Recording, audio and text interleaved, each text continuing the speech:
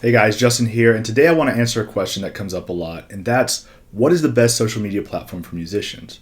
Well, the answer is that depends. It depends on who your audience is, and it depends on what type of content you're creating besides the music yourself. In this video, I'll break down some of the benefits of some of the most popular social media platforms to help you decide where to best focus your efforts. So let's get started.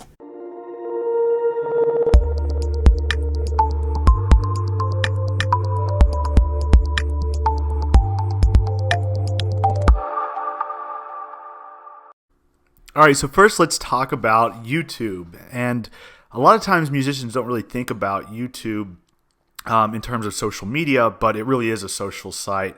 And it's absolutely someplace that you want to be as a musician. And in the ways that it's different, it actually offers a lot of great benefits that you're not going to get from other social platforms. So first and foremost, as you know, YouTube is all about video. That's what you post there. And after you post your videos, you can, of course, engage with your fans in the comment section. But as far as the content that you're posting on the website, it's, of course, going to be video. This is where you're going to want to post your music videos. And it's also a great place to add additional content for your fans, like concert footage and behind-the-scenes footage and stuff like that. And also, there's a YouTube Live feature where you can stream live video. And while you're streaming live video, you can interact with your fans who might be leaving comments. So it's a really great way to not only engage with fans by posting videos, but it's also a great way to interact with them directly. And you can interact with a lot of fans all at once through YouTube Live.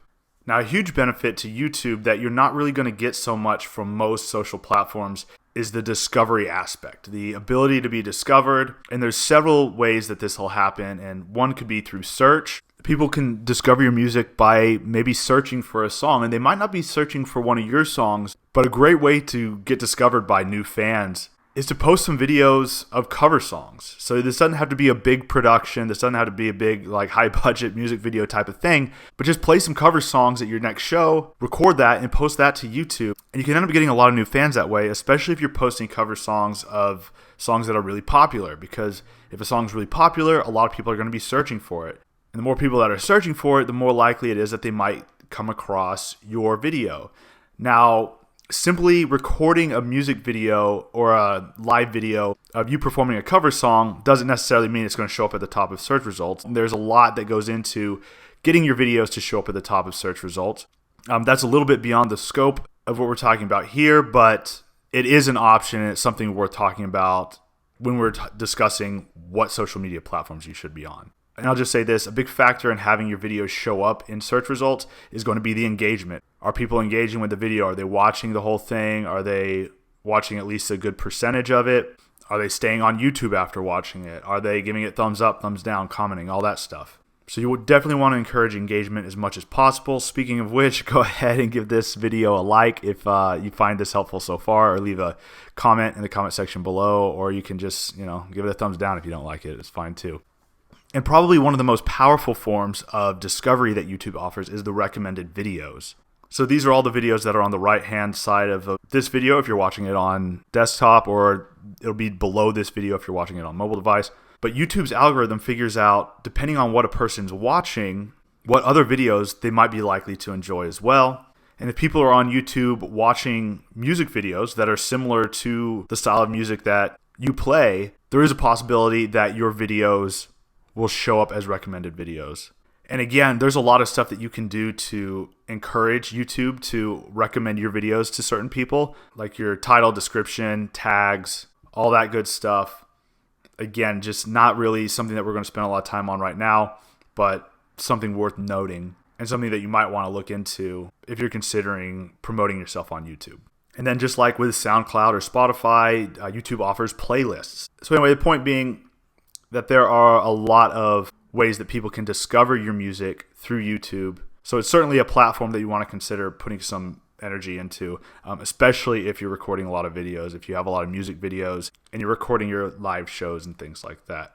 And if you take a look at the age of people that are using YouTube, it's most everybody. Like it's I think the second largest website in the world next to Google itself, something like that. So pretty much anybody that's using the internet is on YouTube at some point.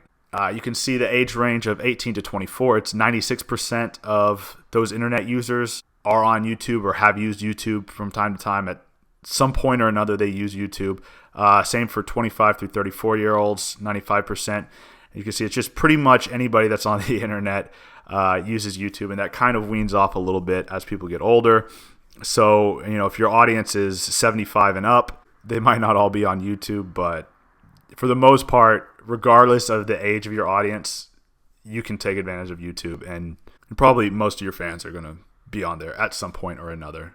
So let's move on to another popular website, Facebook. So the way you're going to interact with your fans on Facebook is going to be a little bit different than YouTube. So on Facebook, you're going to be posting stuff. You might be posting announcements of upcoming shows, upcoming albums, and you can even post videos on Facebook too. Now, whether you decide to post your new music video on Facebook or YouTube, there's some factors that we'll talk about. You might want to post on both. There's nothing wrong with that, though you really do want to decide where do you want to spend most of your efforts and get most of your engagement around that video. So Facebook can be really powerful if you already have a big audience, if you have a lot of fans on Facebook and you are releasing a new music video on Facebook. One of the benefits of putting the whole video on Facebook and leaving it there and not linking to YouTube is that you're going to get a lot of engagement on Facebook.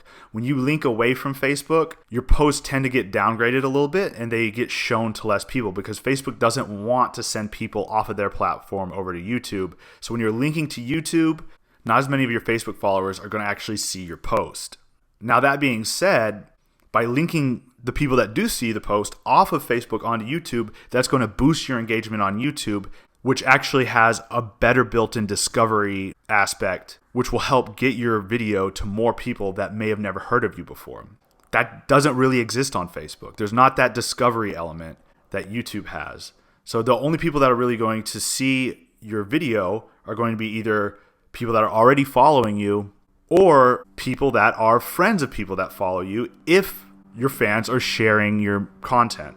So in that regard, if you do have a pretty decent following on Facebook, you might not want to link away from Facebook. You might not want to link to your video on YouTube because linking away from Facebook, linking to YouTube or any other website is going to reduce the number of your fans that actually see your Facebook posts, first of all. But also by not linking people off of Facebook, you can encourage them to engage with the post on Facebook, give it a thumbs up, comment on the post, share it, and that engagement increases the likelihood that more people are going to see it, especially when people are sharing it because they're actively showing your stuff to other people. They're actually showing your video to other people. And that's really kind of the focus of Facebook, especially for artists like yourself, is it's more about social sharing.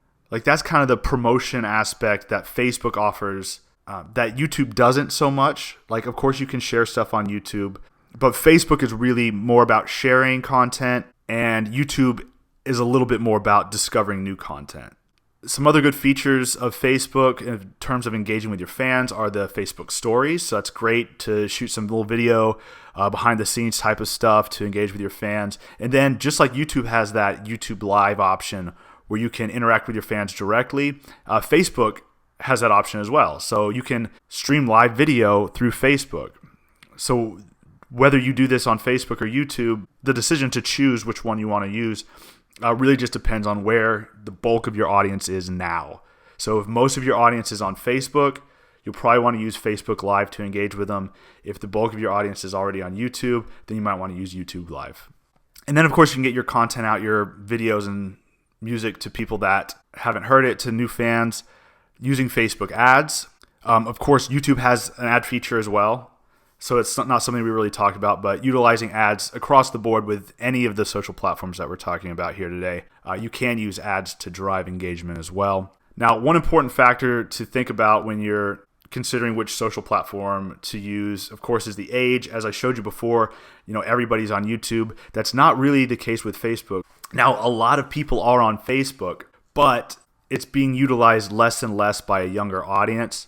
You can see age 25 to 34. That's the age range of most Facebook users. And it seems to be tapering off. But the fact of the matter is that even though it appears that age 25 to 34 is where, like, the age group that's utilizing Facebook most, this age group isn't necessarily using Facebook as much as older audiences in terms of all of the social platforms they're on. So these younger audiences are also on Instagram, and actually more often than not are probably spending more time on Instagram, whereas the older audiences really aren't on Instagram. So if you have a little bit of an older audience, you'll most likely want to spend more time focusing on Facebook than you would on Instagram.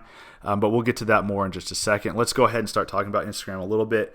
How you engage with your fans on Instagram, it's mostly through images and video, right? You could post images, post video clips, but also there's an Instagram story feature. Just like Facebook has the stories where you can post some videos that are live for 24 hours and they go away. Same thing with Instagram. But Instagram also has a new feature called Instagram TV, which has come out pretty recently. And it's similar to the Instagram stories, except with IGTV, you can create longer videos and they're more permanent, right? They don't all just disappear after 24 hours. So that can be a really great way to interact with your fans, to show them some stuff that's going on behind the scenes, all of that sort of stuff. And then you can direct message with your fans. Now, that's, of course, something you can do across pretty much every social platform. Facebook and YouTube, of course, offer direct messaging, but it's a little bit more common and more utilized with people that are on Instagram.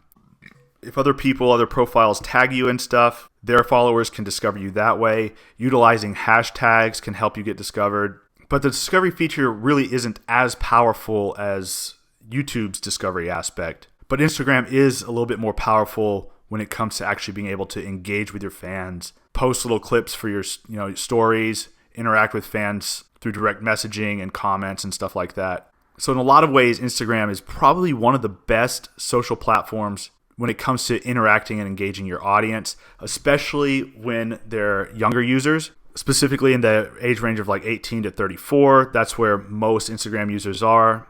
And that's kind of what I was getting at before. All in all, in my opinion, I think Instagram's probably a better platform for engagement than Facebook is. But most of your users are going to be kind of in this age range of 18 to 34.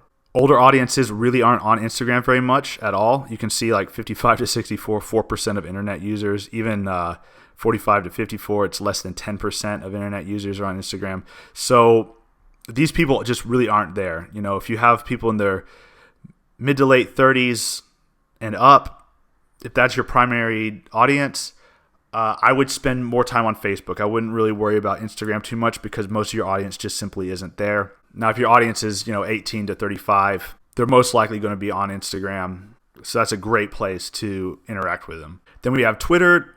Twitter's probably not the absolute best platform for musicians, but there are a lot of benefits to Twitter, especially if you already have an account and you have a lot of followers on Twitter. Some of the benefits are that you can just simply share your thoughts. You can post as much as you want. You don't really tend to lose a lot of followers if you're posting frequently. Like the more frequent you post on Twitter, kind of the better a lot of times. It's a great place to make announcements to whoever is following you on Twitter, and you can link out as much as you want. Like Facebook does not like when you link out. Instagram doesn't even really give you the option to link out. Facebook will show your post to fewer people if there's a link in it, but with Twitter that's not the case.